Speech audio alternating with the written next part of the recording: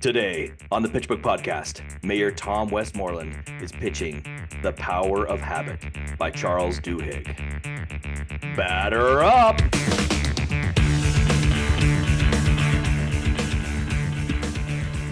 Mayor, how are you?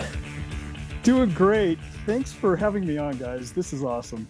We're excited to have you. We are notoriously not, we never do politics or really religion, and you're our first political person, if you can call it that. As is a mayor a political role, or tell us about that. What's that like? You know, I could deny it all I want, but it's definitely deeply entrenched in politics. So yeah, I'm a little concerned now if we're not going to talk politics or religion. I don't know. We might be done already. We just 90%. 90% of the conversation over. What's it like being a mayor? I mean, pretty busy job, I would imagine. Well, especially, you know, I think I would tag that like, what's it like being a mayor in Eagle Mountain? Because it's different in every city. And Eagle Mountain is one of the fastest growing cities in the country. So it is busy. It's mind-boggling, but it's exciting too, because Eagle Mountain is a very large city geographically. We're in the neighborhood of 52 square miles, and we still have county land around us. So we are destined, if we build out, we could be one of the largest cities in the state. So I've heard all kinds of population projections that go over 200,000. So wow. Trying to plan a city of 100,000, 200,000 that's over 50 square miles, almost from scratch, is a huge challenge, but it's exciting too. On one hand, if we make a mistake, it's not going to be pretty, right? But if we do it right, we can create something really awesome, and that's what's exciting about it. Well, we've lived here for over 20 years. I know Matt's been here over 20, and we had a decision about 9 years ago to stay or to move to a different city, and we decided to just build here and stay here. We love it. Kids love the area, the schools. It's, it just continues to grow, and it's fun. So you're currently running for county council. So Eagle Mountain, for those listening, resides as part of Utah County, which is think of like Provo, Orem, Saratoga Springs, Lehigh, and you're running for county commission, Yep. Not county council, county commission. And there's 3 people that kind of oversee the whole county. What does that look like? Right. Yeah. There are 3 county commissioners that manage the county, and that's a lot of work for 3 people, but it's an important job. Well, we'll vote for you. So thank you. There's 2 votes. Thank you. So, oftentimes I'm asked, like why I would run for county commission. Not to go into a campaign speech, but I really I love Eagle Mountain. I love the things that we have accomplished here, because what we have been able to do is exactly what the county is going to be dealing with. So, for example, Eagle Mountain has been able to preserve between 6,500, 7,000 acres of open space. And I don't know any other city that's done that. But the county will be dealing with that, because Utah County is supposed to outpace Salt Lake County in the coming years. We're supposed to be larger than Salt Lake County. The question then is what is the result going to be? What's it going to look like? Is it going to be a result that we want, or are we just going to become Salt Lake County? Yeah. So in Eagle Mountain, we've had to deal with those growth issues. We've worked to preserve the open space. We've worked to build a local economy, because both of you gentlemen know, like, it wasn't that long ago we did not have an economy here. It's true. But we're we're on a trajectory now. I know it's really early in the game, but with the trajectory we are on, uh, Eagle Mountain could become one of the wealthiest cities in the state, going from a zero economy to a huge economy. So that's really exciting, because those are two things that were priorities for me as a mayor, is building a strong local economy and preserving as much of the quality of life issues that we possibly could in the parks, trails, and open space. Those views we value, the trails that add so much to our lives. All the mountain biking and hiking that's available around here, and protecting the wildlife while we're doing it, because we've got a deer migration route that goes through our city, and we wanted to be able to keep that here without the deer becoming a nuisance issue or a safety issue. And that has been so the amount of work that's been, we've made things harder on ourselves, because if we want to make things easy, we would have just not worried about any of that. We would just move forward, build houses, call it good. But we wanted the end result to be something really special, and to be a quality place to live, and especially for kids to grow up. Kids need that connection with nature, the outdoor recreation, and be able to see the wildlife and appreciate it. Well, that's one thing we've loved, is the low light pollution, the trails, the nature. It seems like you've struck that balance. And I know in the past 10 years, we've been able to bring companies like Google and Facebook, and it's fun to see the growth. And we appreciate your service in our community. So today we have you pitching a book, The Power of Habit. Tell us about it. How did you find the book? And why was it the book you picked to pitch today? Yeah, I'm glad you asked me how I found the book, because this goes into a little bit of a backstory.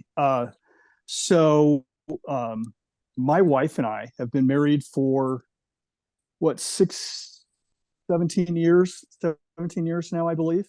And oh, I'm sorry. She just corrected me. 18. Okay, got the update. We'll have her on next week for the true story. So when we married, we had blended families. So we're a 3, 3, and 3. She had 3 children. I had 3 children, and we had 3 children together. So awesome. A total of nine kids, 7 grandkids so far. And as you can imagine, blending a family midlife has a few challenges.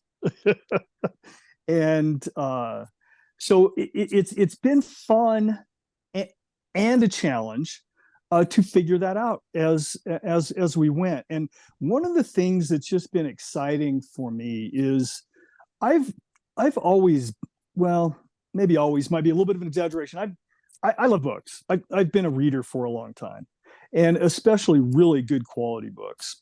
And when we got married, I started introducing my wife to these books that I thought were cool. And what has happened over the years, she's become the leader in the in the book reading. So now, instead of me introducing her to books, she's introducing me to books. So it's great, because it's sort of autopilot for me now. It's like, what's up next? What else you got? And so she finds these great books, and this is one that she introduced to me, and I just found fascinating. So do you read? Do you listen to audiobooks? What do you do? Both. Yeah, both with our busy lives. So my wife is a nurse, mm-hmm. and her working full-time, me being a full-time mayor, has caused us to spend more time on listening to audiobooks. But sometimes that's just all we have, drive time or something, but it's a way to work it in. So this is one that I have mostly consumed audio version. That's me too. I prefer audio. Otherwise I wouldn't read anything, I don't think. So awesome. So what is I mean, I get it. Obviously it's the power of habit. So I'm assuming this talks about why good habits are good, or does it talk about bad habits? I mean, tell us about generally what the book's Yeah, about. it really is the power of habit, and any power, as we know, is good or bad, just Right. depending on how it's used. Mhm. And that's really what this brings to the surface. This isn't like a Stephen Covey 7 Habits of Successful People type of a book at all. In fact, there's no preaching or disciplines in it that we have to practice. This is just introduction. This is kind of a mind-opening style of a book that really introduces us to habit. Let me give you a little bit of my background that might help too. Is the majority of my background is marketing and business development. So most anything I approach, my marketing brain starts to kick in. So this book could easily have been called The Power of Marketing, but that wasn't the focus. But in reading the book, we see how habit and marketing go together for good and for bad. So one of the there's so many different directions to go with this. And can I just say too, I earlier today I listened to Tony Child again, your podcast with you had Tony on there, and a lot of the things that he was talking about overlap or bump into some of these concepts, even though Charles Duhigg doesn't tell us the answers. He just gives us the realities. It's really more of a collection of stories that introduce us to habit. So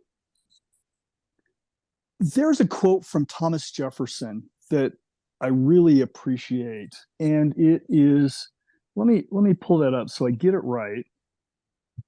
I'm trying to juggle 2 phones here. Sorry. You're right.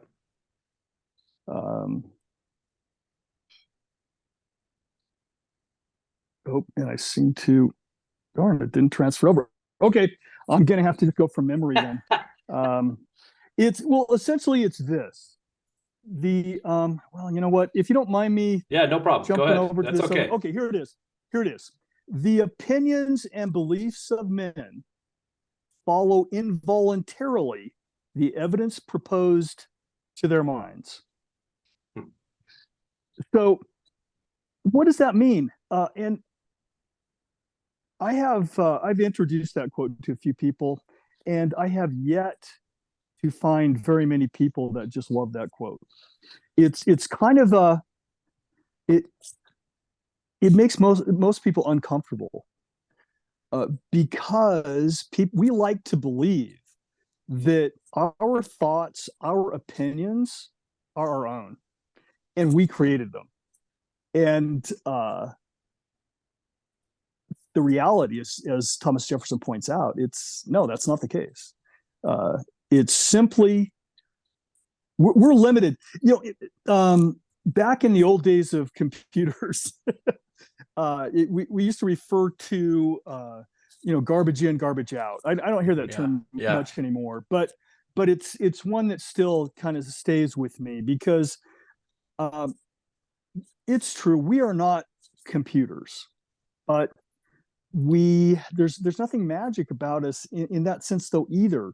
If we put garbage in, we're going to get garbage out, whether it's our minds, our bodies, our spirit. That's just the reality. And it might be an uncomfortable reality, but it's one that the sooner we take hold of it and embrace it, then the sooner we can be effective in positive change. Because it's these habits that really affect the change. It's certainly our decisions and our choices, but to quote from Tom Cruise in Maverick, what does he say? Something like, "If you think you die, so don't think, just do." Right? And as any of us that have played sports, you guys use a baseball theme here. If you play sports, things happen too fast to think. If you think it, the play's over. It's already went by you, and so we need the what we refer to as muscle memory a lot of times, and we need those. We need to cultivate those instincts so that we can perform at the highest level. And it's fascinating when we discover that level of performance in ourselves, because every time I discovered it, I wouldn't have believed it prior to that. Yeah. It's like there's a power in just doing and starting and getting getting your repetition in. You're reminding me a little bit of James Clear's book, The Atomic Habits, where he says, if you want to be good at cycling, join a cycling team and just start doing it. Yeah, Is you that just the start. idea? Well, a lot of this is my own personal translation of Duhigg's book, because really it's a book of stories that really teach us important lessons from these real life stories, and I think that's what he wants us to do, is then begin to relate that to our own lives, both past, present, and future, because then the future we can begin to tell a new story depending upon those habits, whether they're good or they're bad. He doesn't tell us which is which. He lets us figure that out on our own. On our own. So, in fact, gosh, there's so many personal stories that are just have been exciting for me and sports related. Since you guys use a baseball theme, I'll go there. Bring it. Because I was in, so I remember, I was 10 years old playing Little League baseball, right? And when I first started playing, I did not believe I could hit the ball. And so I didn't, right? And of course it didn't help either when my father was the umpire, and he was not going to let me, he was going to make sure that he didn't do me any favors. So what I began, I just started where I could. I just got creative in my own limited fashion, and I became the walk king, right? So I learned how to get walks because I didn't believe I could hit the ball. So I just became a master of crowding that plate, and I didn't realize it at the time, but as the more I did it, I realized I could get in the pitcher's head and not give him a strike zone and make it, his job really tough. And so I went along getting my walks, but something started to happen that I didn't even realize was happening. Since I'm crowding the plate, I had to really watch that ball, right? Because otherwise I'm going to get clobbered. So I didn't even realize. Well, because when a kid's getting coached, the coach is saying, put your feet here, hold the bat here, keep your eye on the ball, swing your hips, and grip it this way, and you're trying to process all of that, and it's not going to process, right? It's just too much. Mm-hmm. And but by doing this, it allowed me to settle in and just focus on the ball. And so I could read that ball really well, even though I didn't realize that's what was happening. And then once I got my first hit, and my first hit was really a defensive reaction, because the pitcher probably said, you know what, I'm going to move this guy off of that home plate, right? Brush him back. Yeah, brush him back.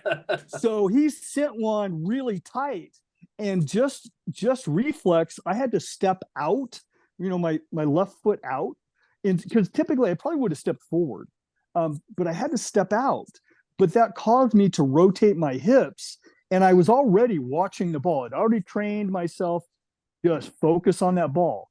And so when I stepped out, it was just a natural swing, and I could see the ball hit the bat, and I just drove it right down third base line.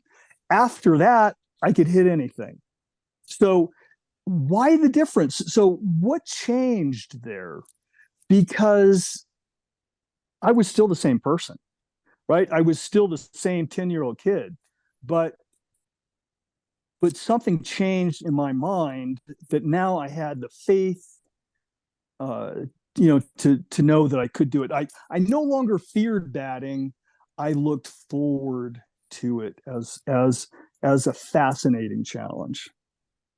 So there's an example of both good and bad habit, right? But being able to shift over onto the productive side with habit and reflexes that that's hard to do just in coaching, because we have to, all of this coaching is all coming down to technique, yes, but really it's to give us the confidence that we have a shift in our own thinking.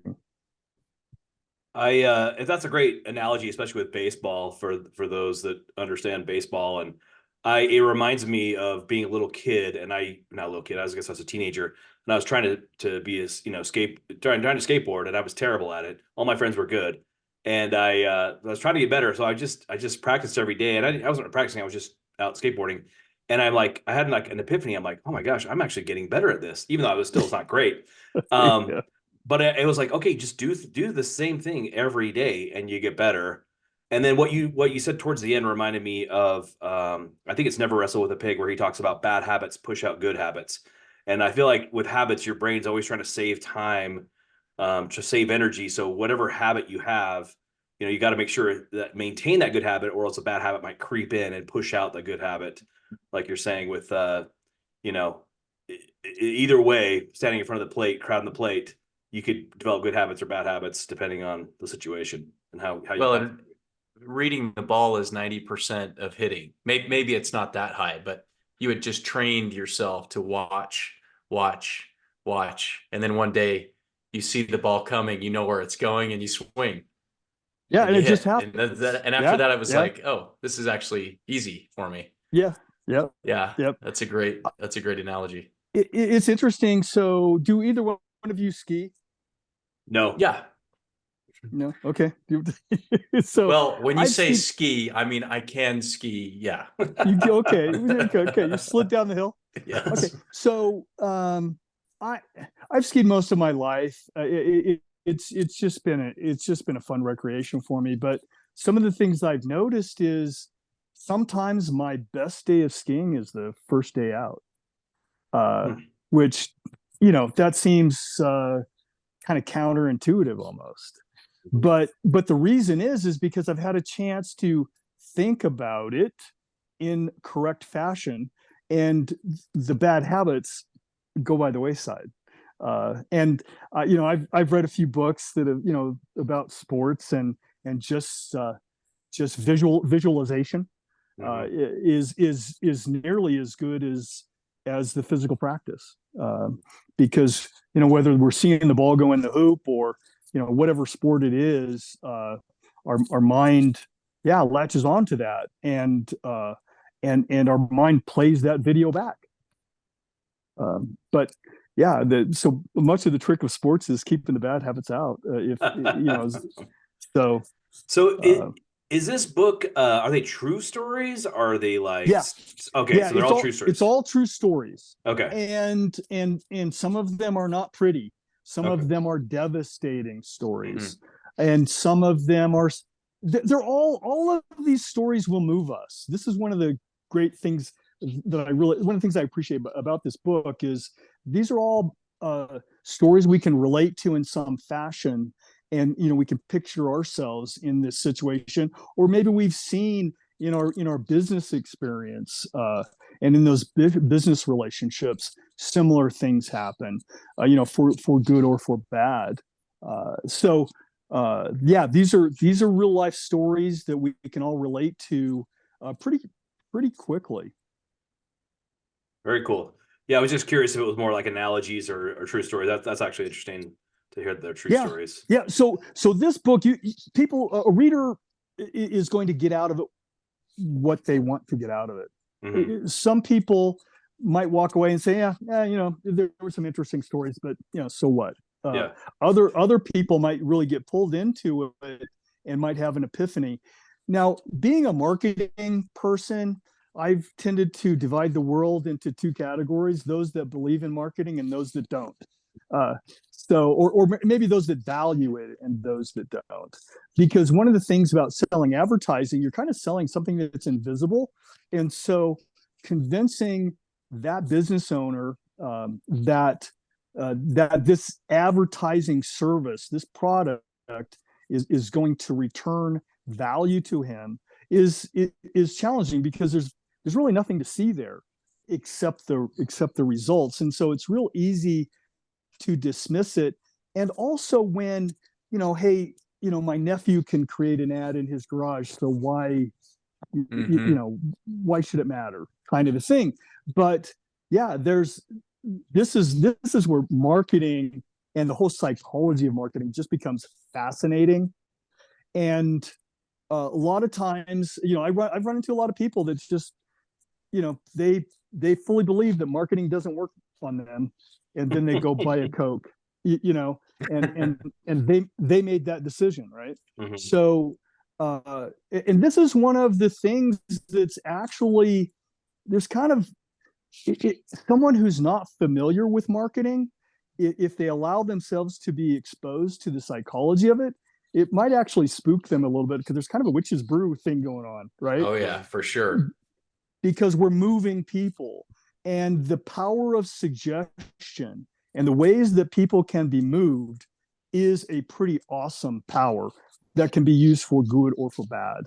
And so Charles Duhigg talks a lot about marketing campaigns in this, and the way they tie into habit, because the way that marketing, especially modern marketing,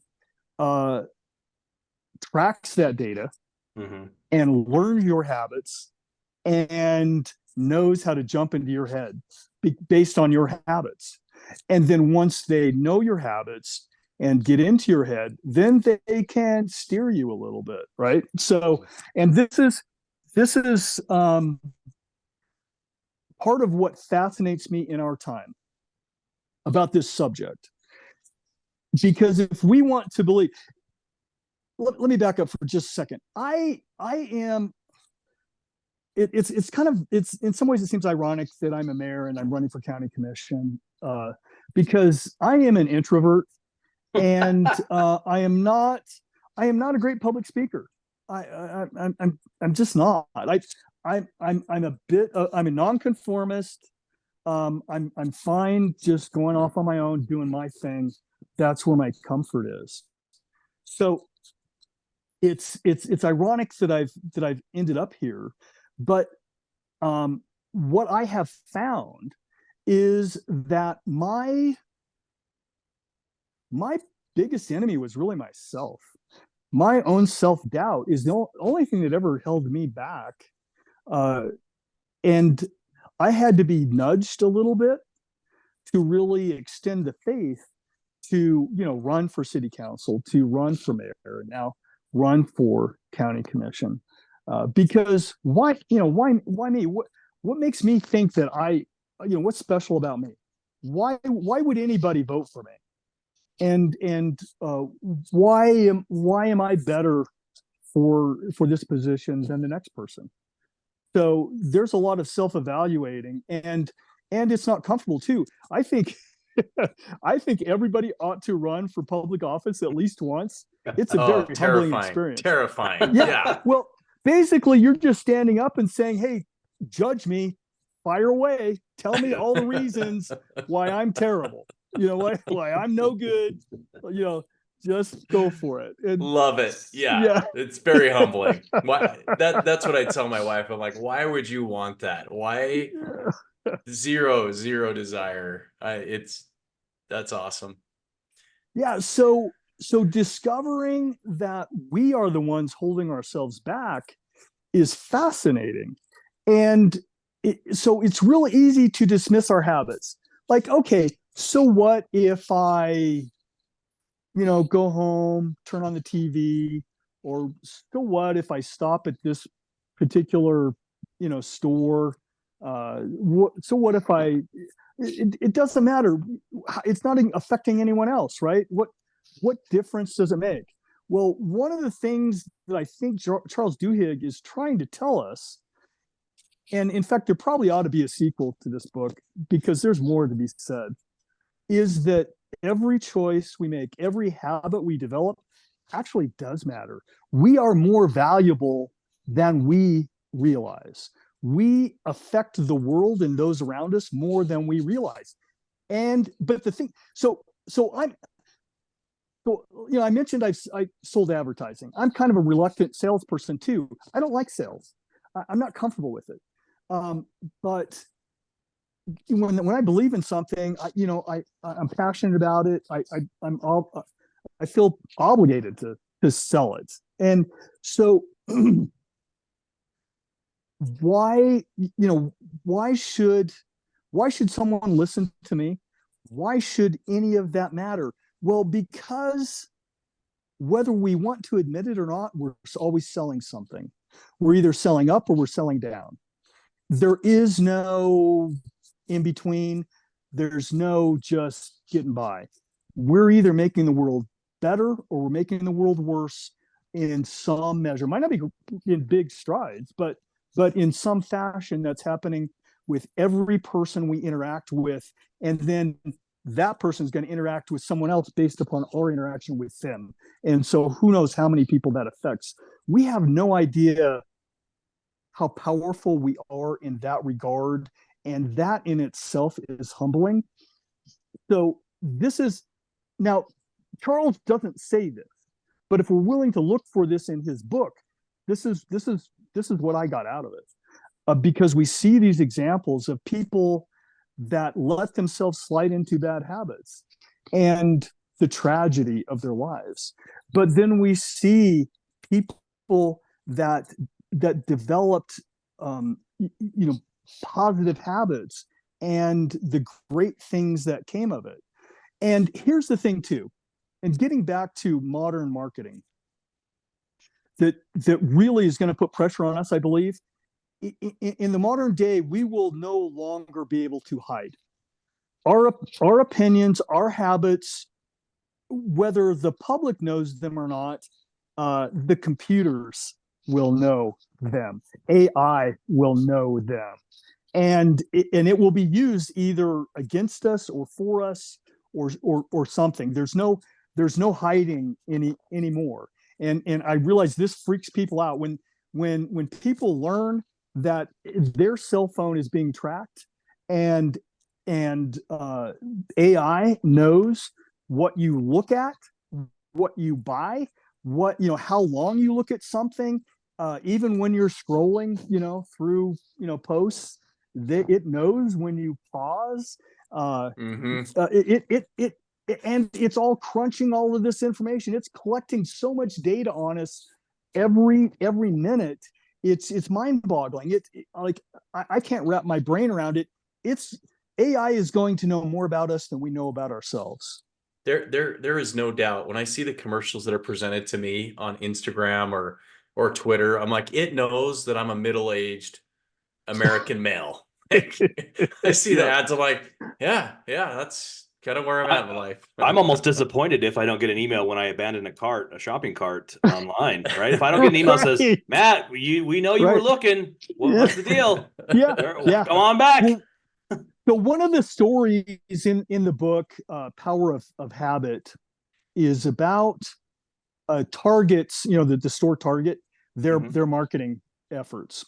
And so the story goes that this father of a teenage girl goes down to the Target store and demands to talk to the manager.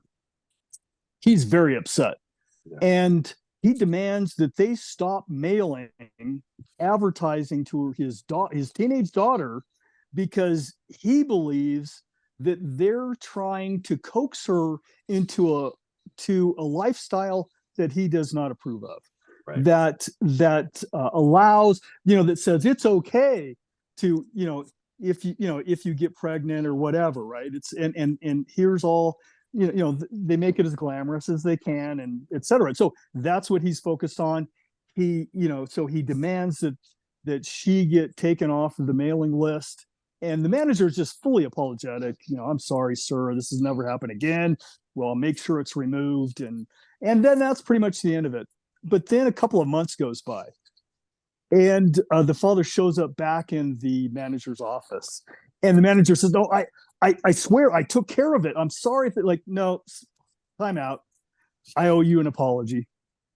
So Target's AI knew that teenage girl was pregnant before her father did. Yep. Because she acted like a pregnant woman. Mm-hmm. So crazy. That's just one of those little life stories just to show us this is real. This is very real.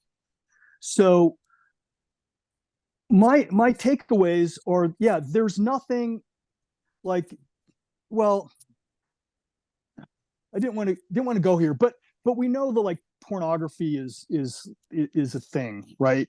And it gets pushed out there. So especially our young men are just barraged with stuff. And so we really have to be on guard, because you don't have to go look for it anymore. It finds you. It knows who it's looking for, right?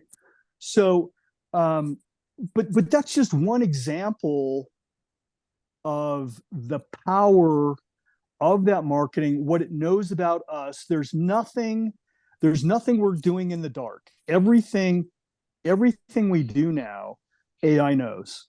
And AI is growing exponentially. Like what it is today, by next year, it will be even more powerful. I can't even begin to fathom what it will be doing in a year or two from now. Again, for good or for bad. Yeah. So in Eagle Mountain, we have data centers. In fact, so we, before long, we could have 4 data centers that we know of. And these data centers have so much value in them. They're like the Fort Knoxes of the future. They're just the value is, I don't even know how many billions or trillions of dollars that they will warehouse, in value. But we're addicted to it. We need more storage, and we need data processed faster, right? Always. Give us more and make it faster. So naturally, people knowing that AI is tracking us, and of course everybody's sensitive about Big Brother, about what does government know and how can this be used against us. Well, and I don't blame people for their first reaction being, well, should we even have those data centers then if that's what's going to go on? Well, it really ends up not mattering where the data centers are. They're going to be somewhere, and this is going to happen. And so I tend to think of it as what I call an Oppenheimer moment. Have you seen the movie Oppenheimer? Yeah. I have not seen it yet. Yeah, I've seen it. So it's about creating the nuclear bomb, right? And they had that moment when they questioned themselves, should we even be doing this? Like, because this changes everything, and we don't even know what the outcome is going to be. So we're going to create something, we don't know what its trajectory is. Maybe we shouldn't be doing this. But the reality of it is, if they didn't do it, somebody else was going to. So did we want to be in a position that some other nation had a nuclear bomb and we didn't? That's not a position you want to be in. So we can say all that stuff is scary. Guns are scary, nuclear bombs are scary, AI is scary. They're all powerful things. But it doesn't make us safer if someone else has it and we don't. So we have to learn to embrace it for good. This is an opportunity for evil, yes, and we need to be concerned about that. But the good that can come out of it is just as mind-boggling, just as incredible as the evil that can come out of it. But we have to recognize it, and that's one of the things that I appreciate about this book is it creates kind of an epiphany. If we don't want to see it, Charles Duhigg helps us see it. what habits are and what their trajectory is, and it all matters. But he does it in a way that's not like, it's not like a diet or a program or steps or any of that. It's just an epiphany to start being more aware of the unseen world around us. So it sounds like to me from this book, when you said The Power of Habit, I was thinking this is a book to help people form good habits, but it sounds like to me it's more be aware of the outcomes from the decisions, the choices that you're making every day, because they will, for good or for bad, lead you down a good path or a bad path. Your habits you're consistently doing are going to lead to an outcome at some point. Is that kind of a good summary? Okay. That is it exactly. And because I just know with my own experience, I tend to discredit myself. And why am I even good enough? Why should anybody even care? Why do my habits even matter? Who really cares? But when we start to understand the trajectory and the impact of these habits, and AI may very well force us there, whether we like it or not. It might drag us along, but we realize, there is no neutral habit, and it's better. So habits will be formed either by our fears or by whatever influence comes along, just like the Thomas Jefferson quote, whatever, garbage in, garbage out. It's up to us to make sure that the good stuff goes in and have the faith that the good stuff will come out, because it most assuredly will. Yeah, I was just listening to Brian Tracy, and he said good in, good out instead of garbage in, garbage out. Okay, yeah. He's put good in, good out. Yeah, exactly. Yeah. So yeah. So I think this was a fun book for me, because for me, it's kind of, as a marketing guy who's, like, I'm always having to explain marketing to non-believers. And it's kind of like, here's a testimony that works. Just show them the Nikes they're wearing. Show them the Ralph Lauren shirt they're wearing. What did your wife think of this book? Did she tell you? No, we didn't talk about it a lot. But she recommended it to you, though. Yeah, so she liked it, obviously. Well, this might be part of her, plan, actually, is so maybe she's AI. She's telling you what you need to know. Me, and then she sees my response, and then so she waits for my opinion, and then she feels confident that she can pitch that same opinion to other people. So that's her MO. So one of the questions that we always ask is we have you rate the book. We'll have you do that in a second. Whether it's a single, double, triple, home run, grand slam, fly out, whatever you want to call it. But we always like to try to apply what we've learned. So this is an interesting question, because this book is kind of, in a way, neutral, right? It's just about habits. What have you tried to apply to your life from this book, or what will you apply? Well, this is, I've touched on it a little bit, but it has been a real struggle for me to have faith in my self-worth, perhaps, and that I can make a difference. Like, why should I dare think that I can make a difference in the world? And this has helped solidify that. And the timing is really good with me, being mayor of a city like Eagle Mountain and being able to make a difference. That's one of the things that's been rather exciting for me as a mayor. And okay, I'm going to break another one of the rules. We talked about politics, so I got to hit the other side now. So, this has been a very much a spiritual journey for me, and learning to have faith in those spiritual promptings, and not be held back by fear. I could go on and on about all of my regrets about how fear has held me back at different times in my life, but I have relied totally on prayer and God, and just pouring out. But one of the things that probably helps on this is really is there a lot of risk? Kind of.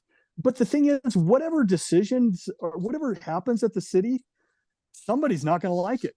You know, you know what I mean? So it's already predetermined. Some people are going to like it, some aren't. So why not just do the right thing? So that's helped to eliminate the fear element for me and just move with those spiritual promptings. Just believe in them. Just have faith that even though I don't see how it's going to work, it will work. And it has. We've done so many things that people said were impossible. You know, like when I mentioned the preservation of almost 7,000 acres of open space, when we first started that, people said it can't be done because we can't afford to buy that land, and you're not going to take it. So what else is there? Well, that's when I just said, well, you know what? Let's find out. And then if we try and it doesn't work, we can say, at least we can say we tried. And sorry, it didn't work out. But I just relied on the only thing I had left, and that was just my marketing. And I just went around to the developers and landowners and said, picture this. Wouldn't this be awesome? And these were hard conversations because we're talking about millions of dollars, value here. But in the end, every conversation was different, and every way it touched on them was different. But in the end, every single one of them, in their own way, said, "You're right. We need to figure out how to do this." And we just set about to do something, and so we accomplished something that couldn't be done. That similar with the data centers. Just what, 6 years ago, if we had said, if I had said, "Hey, we're gonna have Facebook here, we're gonna have Google here, we're gonna have Tyson here, we're gonna have all," like, people would have laughed. Like, Oh yeah. Eagle Mountain? What are you talking about? Where is that? So, yeah, exactly. But now people ask, what's the next thing? It's not even like the standard, the bar is just blown out now. and doing these amazing things aren't nearly as impressive as they were, but now it's the expected, now it's the norm. And so what I've been trying to do in my own life, and being a mayor has helped me do this, because I've had to. There's no room for fear. There's when you're living in that kind of a realm where the city makes one decision and it affects thousands of people, and not just the people today, but everybody that's going to move here in the future. That's weighty stuff. And there was just no room for fear. We had to move forward in faith. And so, yeah, this has been a spiritual journey for me, and I'm probably going over on time. I'm sorry. No, you're fine. There's no limit. It's actually really honest of you to talk about some of those vulnerable feelings, and it's probably not. You probably don't hear that a lot from politicians. Like, they just say, this is my plan and it's perfect, and they don't get a lot of questioning of self. So we appreciate that. And just to give you an idea, I have a lot of friends over in the UK. I go over there quite often, and they ask where I live, and I say Eagle Mountain, Utah, and they're like, "Wow, that just must be a beautiful place." I'm like, "Yeah, it is. It's kind of what you picture, right? You got the trails and deer coming in and out of the place, and so just so you know, that's the picture people have in their mind is kind of what we have over here. So good job. Awesome. Yeah, it's been. Sorry. Go ahead. I was going to say it's a beautiful place. As you were talking, there's a quote, and I'll leave you with this before you rate the book here. But it's a quote from Phil Knight, and I try to think of this when you're doing something hard. He said, "The cowards never started, and the weak died along the way. That leaves us, ladies and gentlemen." Like, you may as well just keep going and go until you can't go anymore. And usually you find that you're the one left over, right? Yep. There's a lot of people that never ran for mayor. There's a lot of people that will never run for county commission. So kudos to you for doing that. Thank you. I really think that the biggest part of the battle is probably two things. One, showing up, and then the next, not quitting. if you can show up and not quit, like you got to win eventually, right? You go. That's right. True. Just to outlast everyone. So what do you rate? Yeah. What do you rate the book? Well, hey, okay. So I told you about my batting story, right? Yep. Well, that first hit I got was a double. Okay. So I'm going to rate this as a double because, like we've been talking about, a double can be like whatever you make of it, right? You might get a score out of it, you might not. So it's not a home run book because, like I said too, like there could easily be a sequel to this, right? But it's going to be, the reader's going to get out of it what they want to get out of it. So I'm gonna call it a double. I love that. I love enjoy that. it. Solid hit. Got on base. It's a double. Yes, a stand-up double. We'll call it a stand-up double, and we'll say it really depends on you as the next hitter if you're going to bring someone home or leave him stranded on second. Exactly. Right? Yep. Love exactly. It. What a great rating. This rating system is amazing. Who came up with this, Zach? Unbelievable. I think you did, Matt. You're the genius. Awesome. Well, Mayor, sorry, go ahead. It's in my cart. I ordered it, so it's on its way. Well, we really appreciate having you on here, Mayor. Tell us when the election is for the local residents of Utah County that can vote. What's the scoop? Well, okay, here are the important dates to remember. The first one coming up is March 5th. That is caucus night. So that's when you have the opportunity to go to your precinct and you can decide if you want to become a delegate. You can be a county delegate, a state delegate. You could be your precinct chair if you want, but your precinct people have to vote you into those positions. So anybody that wants to become a delegate, come prepared to make your pitch why you ought to be a delegate. And also the other thing that will happen, we'll probably have a little higher turnout on this caucus night than we typically do because this has the presidential preference vote in it. So you'll be able to vote for your, so like in my case, the Republican Party, I think there's only two left to vote for. So either Trump or Haley, right? So,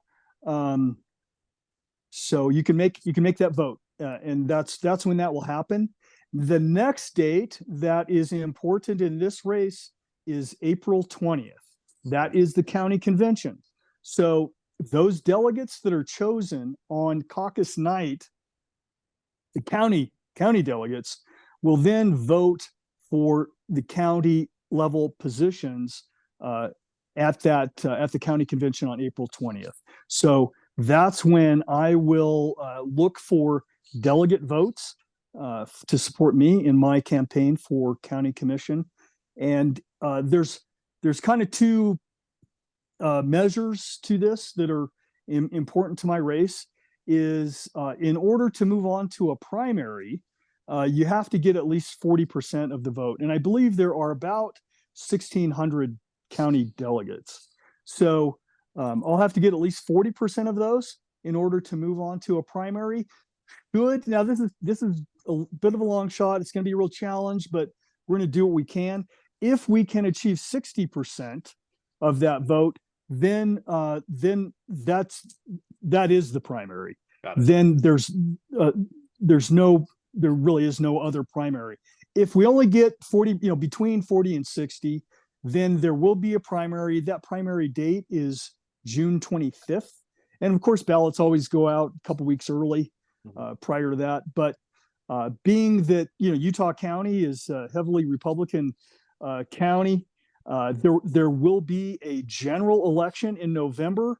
There is one, I think it's called United Utah Party individual running. So there will be a general election, but it's really the game in this one really is the convention and the primary. Got it.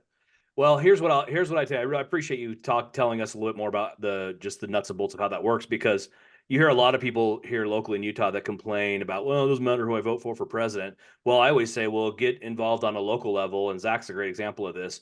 And I need to be honest. Honestly, I need to do more of it, but I'll have Zach tell me when to show up. But I appreciate that, because if you do get involved on the local level, you really can make a difference and quit complaining and do something about it. So we appreciate that, Mayor. Exactly, because you can make a difference. You can be an influence. Well, I guess that's what we've been talking about, right? Yeah. Is stop selling ourselves short. We can make much more of an influence than we realize. Yeah. So, and this is, to me, this is Americana. You know, the caucus system is might look a little messy to a newcomer, but hey, this is the way our founding fathers did it. Yeah. So you're just right in the mix, and Yeah. just make the most of it, and learn all we can, and yeah, it's that gathering and making it happen, especially like you said at the local level, that it really does matter. Yeah, and I'll just say this too, that we've been talking about Utah and where we live, but get involved at a local level wherever you live, wherever you're listening. And I don't care what party you are or whatever, get involved and vote and do something about it, and try to make the area better where you live. But again, we try to stay away from politics, but it's more just we don't want to get into sticky subjects. But Yeah. we're definitely pro voting and trying to make a difference in your life locally. Well, So it's going, like, again, it's that result, that turnout is going to reflect the outcome, right? So if our voters are apathetic, then I guess we get what we get. get what right? we get. But, You get the Matrix or a Terminator scenario. There That's you what go. you get. Yeah. So make it better however we Awesome. can, and we learn in the process. We make each other better. Yeah. All righty, Mayor. Thanks so much for coming on. And for all the people that listen, like, subscribe, and share with your friends. The Power of Habit by Charles Duhigg is the book. It has a stand-up double rating. So definitely worth checking out. It is on my list to listen to. So thank you so much, Mayor. We really appreciate having you on. Thank you. Thank you for having me. Have a good night. Thank you.